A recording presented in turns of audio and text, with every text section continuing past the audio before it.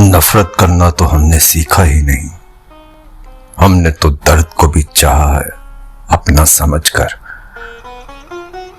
अब हिचकियां आती हैं तो पानी पी लेते हैं। ये वहम छोड़ दिया कि कोई हमें याद करता है। हम तो बने ही थे तबाह होने के लिए। तुम्हारा छोड़ जाना तो महज एक वहम था। जिंदगी गुजर रही है इम्तिहानों की दौड़ जैसे। एक जख्म भरता नहीं के दूसरा आने की जिद करता है। वहम से भी टूट जाते हैं रिश्ते अक्सर।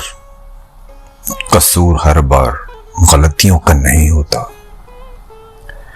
लम्हे फुर्सत के आए तो रंजिशें भुला देना यारो। कोई नहीं जानता कि सांसों की मोहलत कहां तक है।